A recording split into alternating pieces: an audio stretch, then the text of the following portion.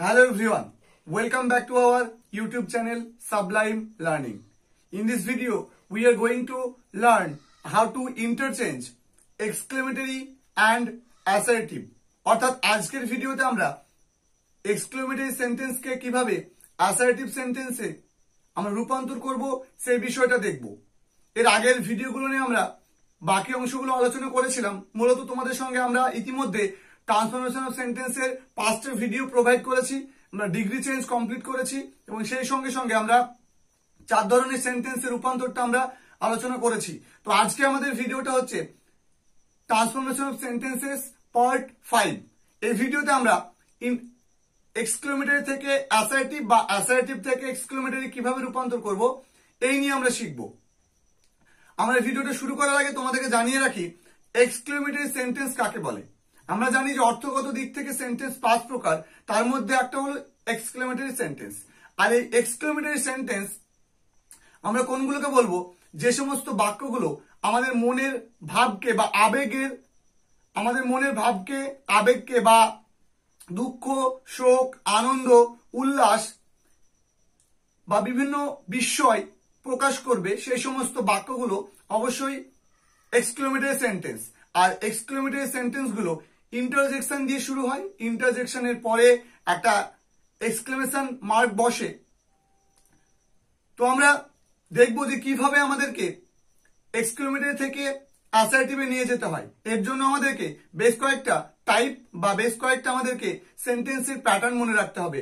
প্রথমে আমরা যে প্যাটার্নটা দেখবো সেটা, তো প্রথম প্যাটার্নটা আমরা যেটা দেখবো সেটা আমি রুল নম্বর 1 বলে লিখেছি। রুল নম্বর 1, যদি কোনো একটা বাক্য হাউ দিয়ে শুরু হয় এবং ঠিক হাউ এর পরে আমরা জানি যে অ্যাডজেক্টিভ বসে বা অ্যাডভার্ব বসে, তারপরে কিছু একটা শব্দ বসতে পারে, কোনো একটা পার্শ্বপিস বসতে পারে, তারপরে বাক্যের সাবজেক্ট থাকে, তারপরে বাক্যের ভার্ব থাকে এবং সর্বশেষ থাকে কি এক্সক্লেমেশন মার্ক।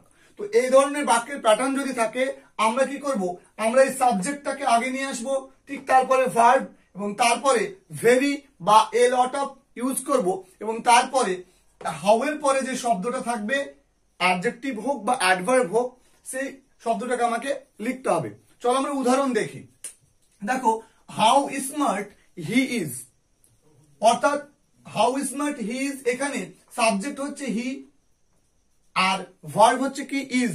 কেন আমি বলেছি হাউ দিয়ে শুরু হচ্ছে আর হাউ এর পরে অবশ্যই একটা অ্যাডজেক্টিভ আছে এখানে। তাহলে এই রকম প্যাটার্নকে আমরা চেঞ্জ করে কি করব? এই হি ইজটা লিখবো, হি ইজ। এরপরে আমরা কি করব? হি ইজ, তারপর আমরা বলেছিলাম ভেরি বা এ লট অফ, এখানে আমরা ভেরি ইউজ করব কারণ ম্যাক্সিমাম ক্ষেত্রে ভেরি ইউজ করা হয়। হি ইজ ভেরি, তারপরে এই যে অ্যাডজেক্টিভ, সেই অ্যাডজেক্টিভটা আমরা লিখবো, হি ইজ ভেরি স্মার্ট। এরপরে দেখো 2 নম্বর উদাহরণটা দেখো, how beautiful the picture is. এখানে বলছে যে ছবিটা কত সুন্দর, অর্থাৎ এই যে হাউ বিউটিফুল এর মাধ্যমে কিন্তু ছবিটা যে অনেক সুন্দর এই অর্থটা প্রকাশ পাচ্ছে। তার মানে এই হাউ তারপরে বিউটিফুল, এই যে হাউ দিয়ে শুরু শব্দটা, ঠিক তারপরে আমরা একটা অ্যাডজেক্টিভ বা একটা অ্যাডভার্ব ইউজ করি, তারপরে সাবজেক্ট এবং তারপরে ভার্ব। তাহলে আমরা ভার্ব সাবজেক্টটাকে আগে লিখবো, তারপরে আমরা ভার্বটাকে লিখবো। তাহলে কি হবে? The picture,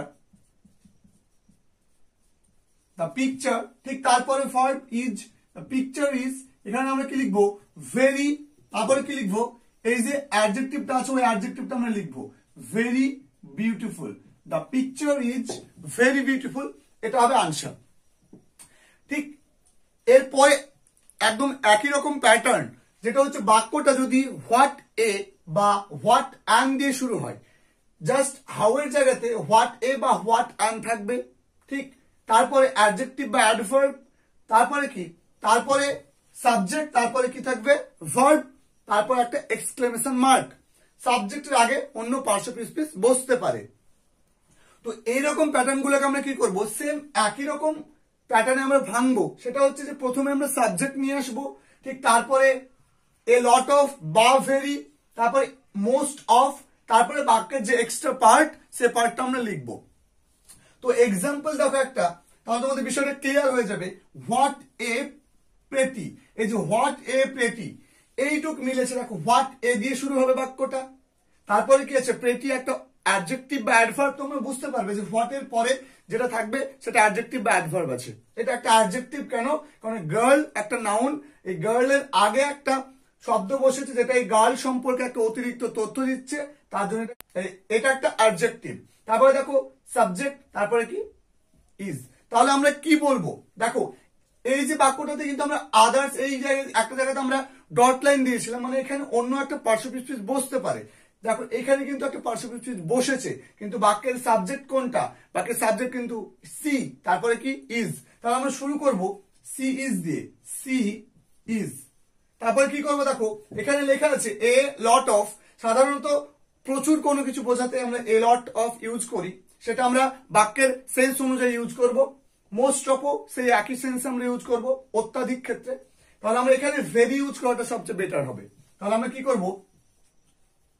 very pretty. তারপরে দেখো আমরা অ্যাডজেক্টিভ মানে এক্সট্রা পার্টটা লিখবো। তাহলে সি ইজ লিখে ফেলেছি, তারপরে এই হোয়াট এর জন্য আমরা ভেরি লিখেছি, বাকি পার্ট কি আছে? এ প্রেটি গার্ল। তাহলে আমরা কি লিখবো? সি ইজ, তারপরে এ, এটা আমরা আগে ইউজ করবো যেহেতু এ আছে, she is a very pretty, very pretty girl. তো এই হচ্ছে তোমাদের রুল নম্বর 2, একদম দুটো সেম টু সেম। এরপর দেখো রুল নম্বর 3। তো রুল নম্বর 3 কি? যদি কোনো একটা বাক্য অ্যালাস দিয়ে শুরু হয়, অ্যালাস মানে হচ্ছে যদি সেটার মাধ্যমে যদি কোনো দুঃখ প্রকাশ পায়, অর্থাৎ অ্যালাস দিয়ে শুরু হবে এবং অ্যালাসের পরে একটা এক্সক্লেমেশন মার্ক বসবে এবং তারপরে বাক্যটা মেইন বাক্যটা থাকবে। ঠিক এই ধরনের যে প্যাটার্নটা থাকবে, এই প্যাটার্নকে আমরা চেঞ্জ করতে গেলে কি করব? এই যে অ্যালাস ছিল, এই অ্যালাসের জায়গাতে আমাদেরকে it is sad that, it is sad that, বা it is a matter of sad that, এরকম করে আমরা কিন্তু এই অ্যালাসের বদলে আমরা ইট ইজ স্যাড দ্যাট বা it is matter of sad that, তো আমরা এরকম ইউজ করব। ঠিক তারপরে বাক্যটা যেমন ছিল আমরা তেমন ইউজ করব। তাহলে দেখো অ্যালাস আছে মানে আমরা কি করব? ইট is sad that, it is sad that. ঠিক তারপরে কি? He is died so young, এটা দুঃখের যে সে অল্প বয়সে মারা গিয়েছে। এরপরে লক্ষ্য করো আমরা সেকেন্ড এক্সাম্পল নিয়েছি, অ্যালাস আছে। এই অ্যালাস মানে কি? ওই জায়গাতে আমরা ইট ইজ স্যাড দ্যাট ইউজ করব।